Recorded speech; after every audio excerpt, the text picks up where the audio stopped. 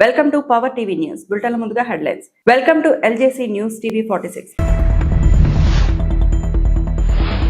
Italy పర్యటనలో చారిత్రాత్మక కొలసియం వద్ద ప్రధాని మోదీ.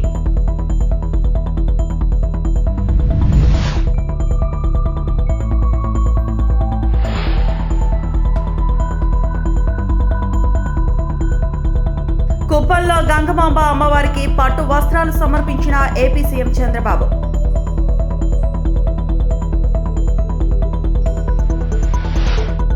పాలమూరు రంగారెడ్డి ప్రాజెక్టుపై Telangana CM Revanth focus.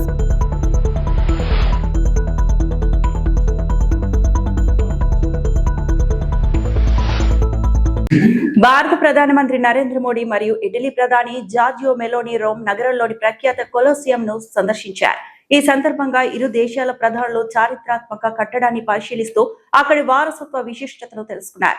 Rome లో జరిగిన ఈ పర్యటనకు ప్రత్యేక ప్రాధాన్యత ఏర్పడింది. భారత ఇటలీ సంబంధాలు మరింత బలోపేతం చేసే దిశగా ఇరు దేశాల మధ్య పలు కీలక అంశాలపై చర్చలు కొనసాగుతున్నాయి. ఈ సందర్శన సందర్భంగా ప్రధాని మోదీ మరియు జార్జియా మెలోని స్నేహపూర్వకంగా మాట్లాడుకుంటూ కనిపించారు. ప్రపంచ ప్రఖ్యాత వారసత్వ కట్టడమైన కొలోసియం రోమన్ సామ్రాజ్య కాలంలో నిర్మించబడింది. వేలాది మంది ప్రేక్షకులు గ్లాడియేటర్ పోరాటాలు వీక్షించేందుకు ఉపయోగించిన ఈ అంఫీ థియేటర్ ప్రస్తుతం ఇటలీకి ప్రతీకగా నిలిచింది. ప్రధాని మోదీ ఈ చారిత్రక ప్రదేశాన్ని సందర్శించడం భారతీయుల దృష్టిని ఆకర్షించింది. ఈ పర్యటనలో భాగంగా ఇరు దేశాల మధ్య వాణిజ్యం, రక్షణ, సాంకేతికత, సాంస్కృతిక సహకారం వంటి అంశాలపై చర్చలు జరిగే అవకాశం ఉందని అధికారులు తెలిపారు. భారత్ మరియు ఇటలీ మధ్య ద్వైపాక్షిక సంబంధాలు గత కొన్నేళ్లుగా మరింత బలపడుతున్నాయి.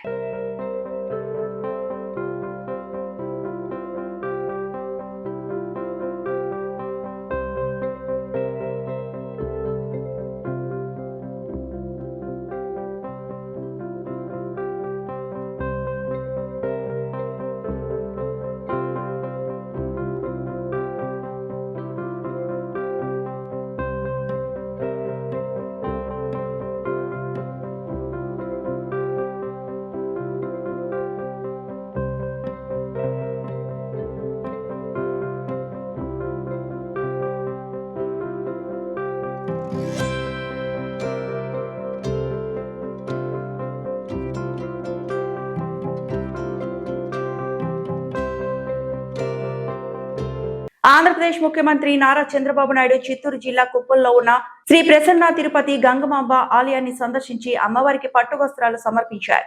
సాంప్రదాయబద్ధంగా నిర్వహించిన ఈ కార్యక్రమంలో సీఎం ప్రత్యేక పూజలు నిర్వహించి రాష్ట్ర ప్రజల సుఖశాంతులు, అభివృద్ధి కోసం ప్రార్థించారు. ఆలయ అర్చకులు వేద మంత్రాల నడుమ ముఖ్యమంత్రికి పూర్ణ కుంభ స్వాగతం పలికారు.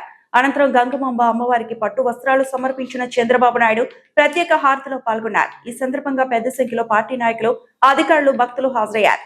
కుప్పం ప్రాంతానికి గంగమాంబ అమ్మవారు ఆరాధ్య దైవంగా భావించబడుతుండగా సీఎం పర్యటనతో ఆలయ పరిసరాలు భక్తులతో కిక్కిరిశాయి. భద్రతా ఏర్పాట్లు కట్టుదిట్టంగా నిర్వహించారు.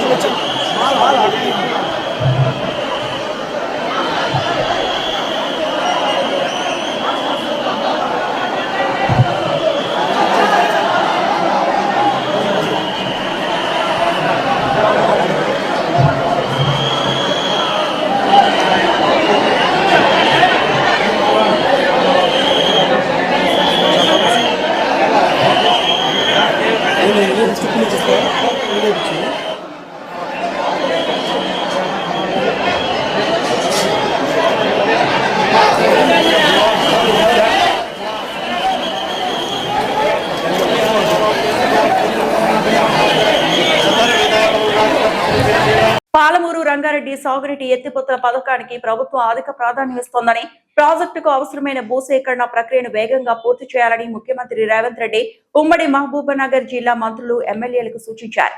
ఉమ్మడి జిల్లాలోని ఇతర ప్రాజెక్టులకు అవసరమైన భూసేకరణను యుద్ధ ప్రాతిపదికన పూర్తి చేయించాలని ఆదేశించారు. ఈ జిల్లా మంత్రులు జూపల్లి కృష్ణారావు, వాకిటి శ్రీహరి ఎమ్మెల్యేలతో సీఎం మంగళవారం ప్రత్యేకంగా భేటీ అయ్యారు.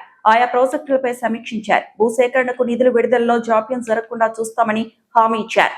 ఇతర ప్రాజెక్టుల పెండింగ్ బిల్లులను చెల్లిస్తామని స్పష్టం చేశారు. సాగునీటి ప్రాజెక్టులపై జిల్లా అధికారులతో సమీక్ష నిర్వహించి వాటి పురోగతిని ఎప్పటికప్పుడు పర్యవేక్షించాలని మంత్రులను ఆదేశించారు.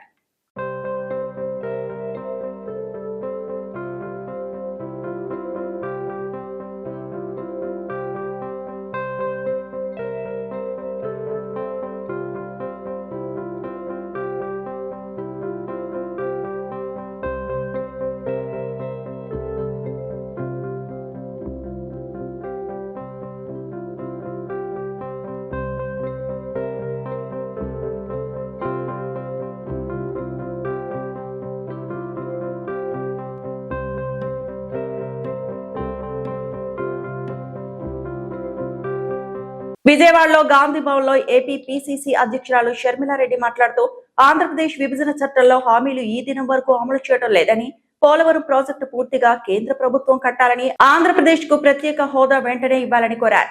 నేటికి వైఎస్ రాజశేఖర్ రెడ్డిపై ప్రజలకు అపారమైన అభిమానం, ప్రేమ ఉన్నాయని వ్యాఖ్యానించారు.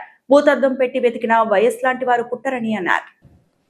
రాజశేఖర రెడ్డి గారి వారసులమని చెప్పుకుంటున్న వాళ్ళు కేవలం ఒక పాదయాత్ర చేసేసి అధికారంలోకి వచ్చేసి గొప్ప గొప్ప మేడలు మిద్దెలు కట్టుకొని ప్యాలెస్లో బ్రతుకుతూ ఒక బటన్ నొక్కితే చాలు మేము ముఖ్యమంత్రి అయిపోతాము మళ్ళీ అని విశ్వసించే వాళ్ళు రాజశేఖర రెడ్డి గారి వారసులు కాలేరు.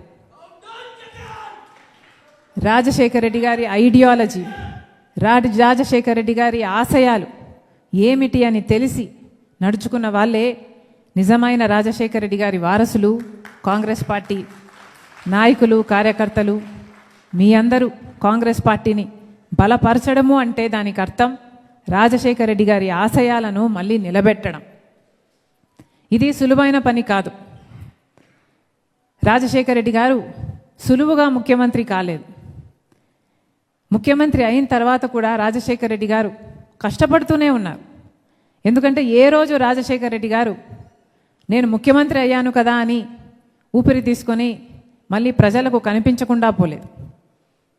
ఈ మధ్య నాయకుల్లాగా ఒకసారి ముఖ్యమంత్రి అయిపోయిన తర్వాత సొంత పార్టీ కాడర్ కాదు కదా, సొంత పార్టీ నాయకులకే, ఎంపీలకు, ఎమ్మెల్యేలకు, మంత్రులకే అందుబాటులో లేకుండా ఉండని నాయకులను చూశాం. కానీ రాజశేఖర రెడ్డి గారిలాగా నిరంతరం ప్రజల మధ్యనే గడపాలి అనుకునే నాయకుడిని మళ్ళీ ఎప్పుడు చూస్తాము? రాజశేఖర రెడ్డి గారు రచ్చబండకని బయలుదేరారు. ఒక్కసారి ఆలోచన చేయండి. ముఖ్యమంత్రి అయ్యారు, రెండోసారి ముఖ్యమంత్రి అయిన తర్వాత రచ్చబండ ఆలోచన చేశాడు రాజశేఖర రెడ్డి గారు. ఏ ముఖ్యమంత్రి ఆలోచన చేశాడు? ఎలక్షన్ అయిపోయిన తర్వాత, పదవి వచ్చిన తర్వాత, ముఖ్యమంత్రి అయిన తర్వాత మళ్ళీ ప్రజల దగ్గరికి వెళ్ళాలి అని ఆలోచన వచ్చింది అంటే రాజశేఖర రెడ్డి గారికి ఎందుకు వచ్చింది? ఎందుకంటే నా పథకాలన్నీ ప్రజలకు అమలవుతున్నాయా లేదా నేను చూడాలి, నేను కనుక్కోవాలి, ఇంకా ఎవరికైనా ఏ పథకమైనా అందకపోతే అవి అందించాలి అని ఉరుక్కుంటూ వెళ్ళి కదా రాజశేఖర రెడ్డి గారు రచ్చబండకని వెళ్ళి కదా చనిపోయారు. అలా కదా నాయకులు ఉండాలి. రాజశేఖర రెడ్డి గారికి ఇన్ని పథకాలు, ఆరోగ్యశ్రీ, ఫీజు రీయింబర్స్మెంట్. తెలంగాణ రాజకీయాల్లో కాంగ్రెస్, బీజేపీ మధ్య మాటల యుద్ధం మరింత ముదురుతోంది. ముఖ్యమంత్రి రేవంత్ రెడ్డిపై బీజేపీ నేత డి అరవింద్ చేసిన వ్యాఖ్యలను తెలంగాణ మంత్రి అడ్లూరి లక్ష్మణ్ తీవ్రంగా ఖండించారు. రాజకీయ విమర్శల పేరుతో వ్యక్తిగత దూషణలు చేయడం సమంజసం కాదని ప్రశ్నించారు. అదేవిధంగా మాజీ ముఖ్యమంత్రి కె చంద్రశేఖరరావు రాజకీయ వ్యూహాలను 2014 నుంచి బీజేపీ సమర్థంగా ఎదుర్కోలేకపోయిందని మంత్రి విమర్శించారు. తెలంగాణలోని 118 అసెంబ్లీ స్థానాల్లో బలమైన అభ్యర్థులను నిలబెట్టే స్థితిలో కూడా బీజేపీ లేదని ఆరోపించారు. ఈ వ్యాఖ్యలతో రాష్ట్ర రాజకీయాల్లో మరోసారి కాంగ్రెస్, బీజేపీ నేతల మధ్య విమర్శల వేడి రాజుకుంది. 20 మండలాలున్నాయి. 90% మా ప్రాంతమంతా రైతు ఆధారితమైనటువంటి కుటుంబాలు. 2 సార్లు 3 సార్లు పంట వస్తే ఆ పంట సంబంధించిన ఎఫ్సిఐ ద్వారా కొనుగోలు చేసే విషయం లోపల రాష్ట్ర ముఖ్యమంత్రి, రాష్ట్ర మంత్రులంతా పోయి ప్రధానమంత్రి గారిని మీ మోడీ గారిని, కేంద్రంలో ఉన్న వ్యవసాయ శాఖ మంత్రిని ప్రోటోకాల్ను పక్కకు పెట్టి తెలంగాణ రాష్ట్రం నుంచి వరి ధాన్యం పెద్ద ఎత్తున దిగుబడి అవుతుంది, మీరు ఎఫ్సిఐ ద్వారా కొనుగోలు చేయాలి, నిబంధనల కారణంతో మీరు దాన్ని దాటేదంటే పెడచెవిన పెట్టి పట్టించుకోకపోతే ఇవాళ పెద్ద ఎత్తున దిగుబడి వచ్చినా ఒక విధంగా ఆర్థికంగా రాష్ట్ర ప్రభుత్వం మీద భారం ఉన్నా కూడా ఈరోజు చివరి గింజ వరకు కొనుగోలు చేసే విధంగా ఈరోజు ముఖ్యమంత్రి గారి నేతృత్వంలో పట్ల ఆర్థిక శాఖ మంత్రులు, అదేవిధంగా అగ్రికల్చర్ శాఖ మంత్రులు, ఏ జిల్లాలో ఆ జిల్లాలో ఎమ్మెల్యేలు అందరం కూడా వడ్ల కొనుగోలు సెంటర్ల కాడికి పోయి రైతుకి ఇబ్బంది జరగకుండా దిగుబడి ఎక్కువ వచ్చింది, పంట ఎక్కువ వచ్చింది, మొత్తం మిల్లులు మొత్తం నిండిపోయి ఉన్నాయి. మరి ప్రత్యామ్నాయంగా ఎంతో కష్టపడి వరిధాన్యాన్ని మేము కొనుగోలు చేస్తుంటే, మొక్కజొన్న కొనుగోలు చేస్తుంటే రైతుల పక్షాన మాట్లాడవు, వరిధాన్యం గురించి మాట్లాడవు, మొక్కజొన్నల గురించి మాట్లాడవు. జగిత్యాలకు వచ్చి అక్కడ ఉన్న శాసనసభ్యుడు పట్టుకొని నోటికి ఎంత వస్తుందంత మాట్లాడతావు. కేంద్రీయ విద్యాలయానికి సంబంధించిన స్థలాన్ని ఇవ్వలే, నీ సంగతి చూస్తా, ఇదేనా మాట్లాడతారిక?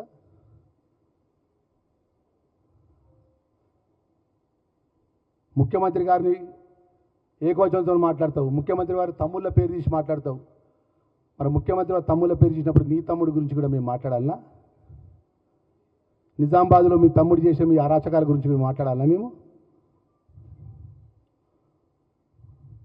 అరవింద్ గారు ఇప్పటికైనా కొంచెం ఏది పడితే అదే మానేసి ప్రజలతో ఎన్నుకోబడ్డప్పుడు మీరు కేంద్ర ప్రభుత్వం ద్వారా ఈ రాష్ట్ర ప్రభుత్వానికి ఏ నిధులు తీసుకొచ్చిండ్రు, వరి కొనుగోలు విషయంలో మీ పాత్ర ఏంది, మొక్కజొన్న రైతుల విషయంలో మీ పాత్ర ఏంది, ఈ రైతులను ఏ విధంగా ఆదుకుంటాం, కేంద్రం నుంచి ఏ విధంగా నిధులు తీసుకొస్తాం, ఈ రాష్ట్రానికి రావాల్సినటువంటి దామాసా ప్రకారం రావాల్సిన నిధులు ఇక మేము ఇంత తీసుకొచ్చిన మా యొక్క కేంద్ర మోడీ గారి ద్వారా ఇంత పెద్ద ఎత్తున మేము నిధులు తీసుకొచ్చినామని ఒక ఉదాహరణ చెప్పండి మీరు.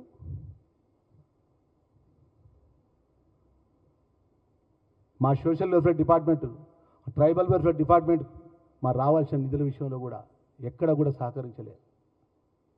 అయినా కూడా గౌరవ ముఖ్యమంత్రి రేవంత్ రెడ్డి గారి నేతృత్వంలో పట ఆ శాఖ మంత్రిగా మా శక్తి కొద్దీ గత ప్రభుత్వంలో పెండింగ్లు ఉన్నటువంటి కాస్మెటిక్ ఛార్జెస్ పెండింగ్లు కానీ, డైట్ ఛార్జీలు పెండింగ్లు కానీ, ఏదైతే అద్దె భవనాల్లో ఉంటున్నట్టు హాస్టల్లో ఉంటున్న పిల్లల యొక్క పెండింగ్స్ కానీ సుమారు 220 కోట్ల రూపాయలు నిన్న కాక మొన్న రిలీజ్ చేయించినాం. ఇవన్నీ విషయాలు పక్కకు పెట్టి వ్యక్తిగతంగా ఏది పడితే అది నోరు ఉన్నది కదా దేవుడు నోరు ఇచ్చింది కదా అని మాట్లాడడం అనేది ఎంతవరకు కరెక్ట్ అని చెప్పాడు అరవింద్ గారిని అడుగుతున్నాం మేము. నేను అరవింద్ గారని మర్యాదగా మాట్లాడుతున్నాం. ఎందుకు మాట్లాడుతున్నావు? మీ తండ్రి గారు కాంగ్రెస్ పార్టీ కుటుంబంకి వచ్చిండు, మీరు కాంగ్రెస్ పార్టీ నుంచి బీజేపీలో ఇవాళ పార్లమెంట్ సభ్యులైండు. మా జిల్లాకు వచ్చి ముఖ్యమంత్రి కుటుంబం గురించి ఇవాళ మా నాయకుడు ప్రజలతో ఒక జడిపిడి సభ్యుల నుంచి ఈరోజు రాష్ట్ర ముఖ్యమంత్రిగా తెలంగాణ ప్రజల ఆశీర్వాదంతో ఈ స్థాయికి వచ్చిండు. ఇలాంటి నాలాంటి సామాన్య కాంగ్రెస్ పార్టీ కార్యకర్తను, ఒక దళిత వర్గం చెందిన కార్యకర్తను ఇలా శాసనసభ్యుడు చేసిండంటే అది గౌరవ ముఖ్యమంత్రి రేవంత్ రెడ్డి గారు. ఆ రోజు అధికారంలో ఉన్నటువంటి మేమే రాజులం, మేమే మంత్రులం, మాకు తిరుగులేదు, ముచ్చటగా మూడోసారి మేము ప్రభుత్వంలోకి వస్తాం, మాకంటే గొప్పలు లేరని మాట్లాడినటువంటి ఆ పార్టీకి, ఆ ప్రభుత్వానికి బుద్ధి చెప్పి ప్రజల్ని ఒప్పించి నాలాంటి సామాన్య వ్యక్తికి కూడా టికెట్ ఇచ్చి నేనున్నా అని చెప్పేసి ఈరోజు ఇక్కడ కూర్చొని పెట్టినటువంటి నాయకుడు మా నాయకుడు రేవంత్ రెడ్డి గారు. ఈరోజు మా పార్లమెంట్ రాజ్యసభ సభ్యునిగా మా అనిల్ కానీ మేమందరం ఈరోజు మా చైర్మన్గా మా ఎస్సీలను బీసీలను అన్ని వర్గాలను తీసుకొని వెళ్ళేటువంటి మా నాయకుని పట్టుకొని నువ్వు ఏది పడితే అదే మాట, నీ మోడీ ప్రధానమంత్రితో మేము ఏది పడితే అదే మేము మాట్లాడితే అది సరైన పద్ధతి అని చెప్పి అంటున్నా. ఇప్పటికైనా నీ ధోరణి మీ పద్ధతి మార్చుకో. మన రాష్ట్రానికి రావాల్సిన, కేంద్ర ప్రభుత్వానికి రావాల్సిన నిధులిప్పి మన వడ్లకు సంబంధించిన ఏదో గోడాంశాలు నిండిపోయిన గోడాంలు కొనుగోలు చేయ ఎఫ్సిఐ ద్వారా మొక్కజొన్న మద్దతు ధర ఇప్పి రైతులకు అన్ని విధాల కేంద్ర ప్రభుత్వం నుంచి రావాల్సినటువంటి మద్దతు ధరను ఇప్పించుకుంటూ గోడాంశంలో నిండిపోయినట్టు గోడాంలో ఉన్నట్టు వడ్డీ ధాన్యాన్ని మొత్తం కొనుగోలు చేసి అప్పుడు మాట్లాడు. విశాఖ రైల్వే జోన్ కోసం ఇక రాజీ లేదని ఏపీ ప్రజా సంఘాల జేఏసీ స్పష్టం చేసింది. విశాఖ రైల్వే జోన్ ను పూర్తి స్థాయిలో అమలు చేయాలని కేకే లైన్ ను జోన్ పరిధిలో చేర్చాలని డిమాండ్ చేసింది.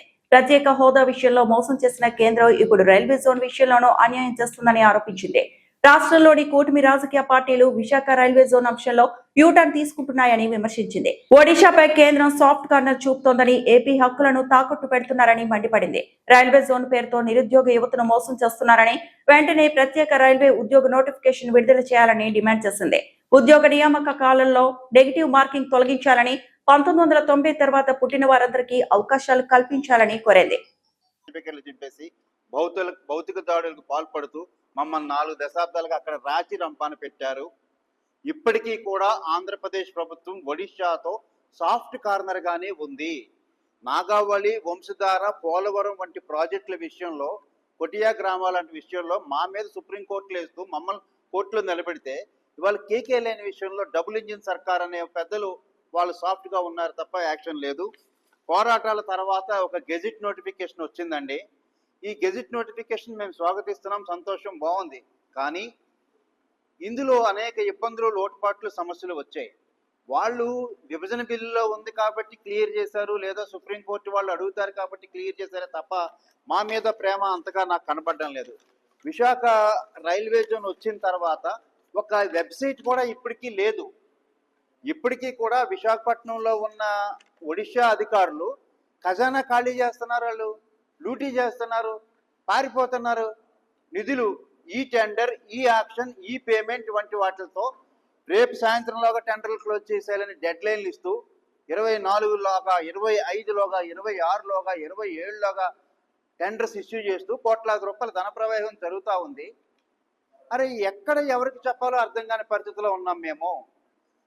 అసలు మరీ ఈ రకంగా ఇంత దోపిడీ అనేది తెలియదు. మరీ ముఖ్యంగా మా ఆరాటం ఏంటంటే 470 కిలోమీటర్లు ఉన్న కేకే లైను, ఐరన్ ఓర్ కానీ, సరుకు రవాణా కానీ, టూరిజం కానీ అత్యధిక ఆదాయాన్ని తెచ్చిపెట్టే కేకే లైను కట్ చేసి, ఆనాడు హైదరాబాద్ కట్ చేశారు, ఇవాళ కేకే లైన్ కట్ చేశారు. నేను దయచేసి గెజిట్ నోటిఫికేషన్ల మార్పులు చేర్పుల్లో కలపమని మేము కోరుకుంటా ఉన్నాం.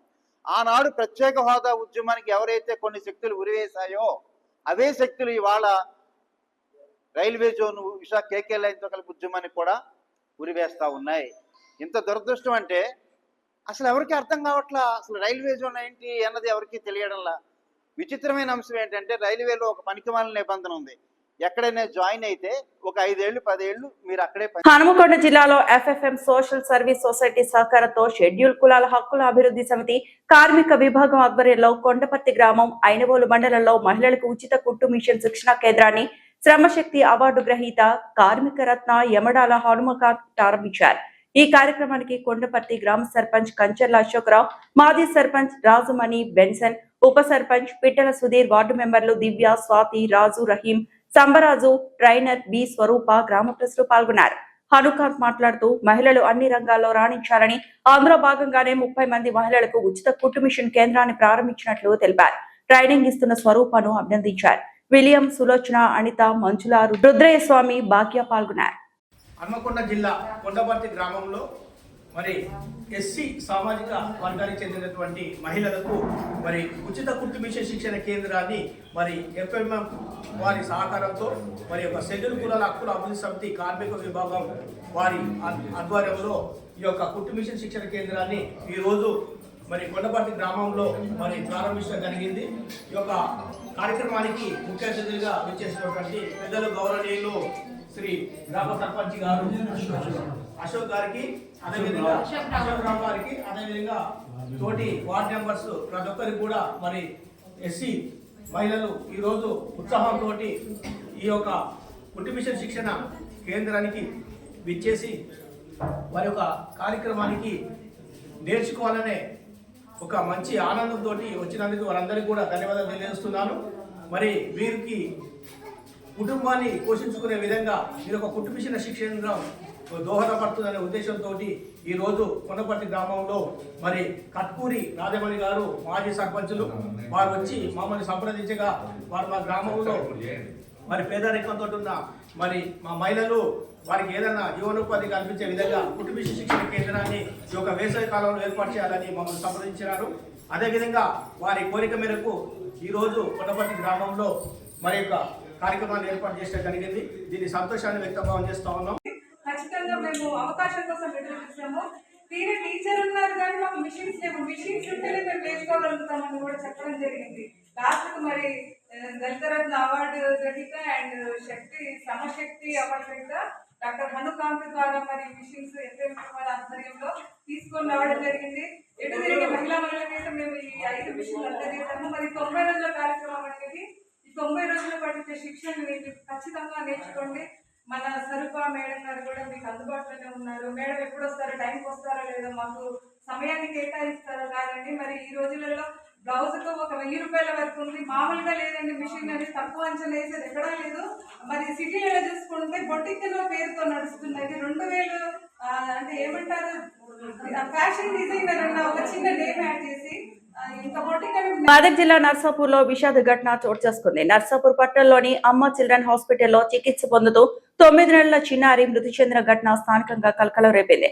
నర్సాపూర్ మండలం జక్కపల్లి గ్రామానికి చెందిన మణివర్ధన్ అనే బాలుడిని అనారోగ్యంతో కుటుంబ సభ్యులు మంగళవారం ఆసుపత్రికి తీసుకొచ్చారు. వైద్యులు బాలుడిని అడ్మిట్ చేసి చికిత్స అందించినట్లు సమాచారం. అయితే బుధవారం ఉదయం బాలుడి పరిస్థితి విషమించడంతో మెరుగైన వైద్యం కోసం సంగారెడ్డికి తరలించాలని వైద్యులు సూచించారు. అయితే అప్పటికే బాలుడు మృతి చెందినట్లు కుటుంబ సభ్యులు గుర్తించడంతో తీవ్ర ఆవేదన వ్యక్తం చేశారు. ఆసుపత్రి వైద్యులు సరైన చికిత్స అందించకపోవడం వల్లే తమ బాబు మృతి చెందాడని ఆరోపిస్తూ బంధువులు ఆసుపత్రి ఎదుట ఆందోళనకు దిగారు. సమాచారం అందుకున్న స్థానిక పోలీసులు ఘటనా స్థలానికి చేరుకొని పరిస్థితిని అదుపులోకి తీసుకొచ్చారు. రంజిత్ రెడ్డి ఘటనపై అన్ని కోణాల్లో విచారణ జరుపుతున్నట్లు తెలిపారు. ఇలాంటి ఘటనలు మళ్లీ జరగకుండా సంబంధిత ఆసుపత్రి సిబ్బందిపై కఠిన చర్యలు తీసుకోవాలని బాధిత కుటుంబ సభ్యులు డిమాండ్ చేస్తున్నారు. కాగా కుటుంబ సభ్యులు మరియు ఆసుపత్రి యాజమాన్యం మధ్య 2 లక్షల పరిహారం విషయంలో రాజీ కుదిరినట్లు స్థానికంగా చర్చ జరుగుతోంది.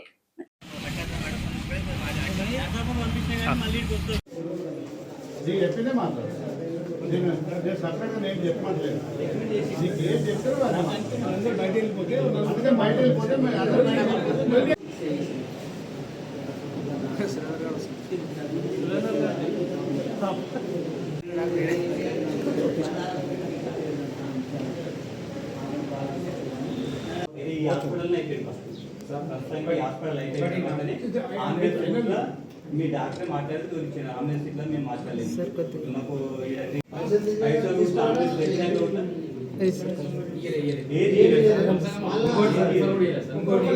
మీరు ప్రైవేట్ సంస్థ కదా, ప్రైవేట్ హాస్పిటల్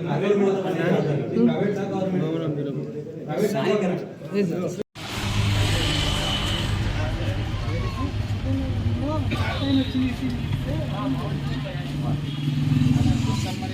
మెదక్ జిల్లా నర్సాపూర్ పోలీస్ స్టేషన్ జిల్లా ఎస్పీ డివి శ్రీనివాసరావు ఐపీఎస్ మంగళవారం ఆకస్మికంగా తనిఖీ చేశారు.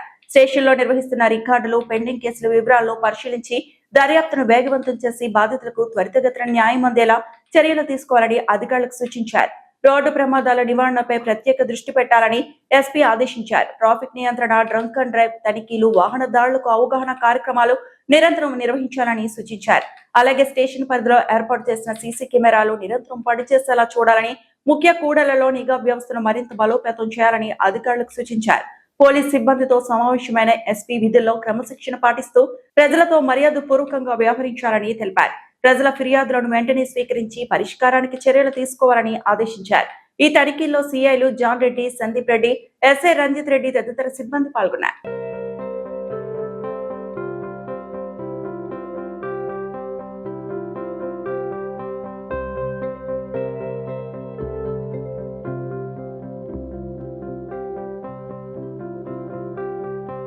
మహబూబాబాద్ జిల్లా వస్త్రం తండాలో రైతుల ఆవేదన ఆగ్రహంగా మారింది. పంట పండించడానికంటే అమ్ముకోవడానికే కష్టంగా మారిందంటూ రైతులు మండిపడుతున్నారు.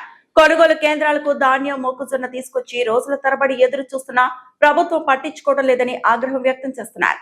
40 రోజులైన ధాన్యం బస్తాలకు తూకం వేయకపోవడంతో పాటు లారీలు రాక ఎండలోనే రైతులు పడికాపులు కాస్తున్నారు.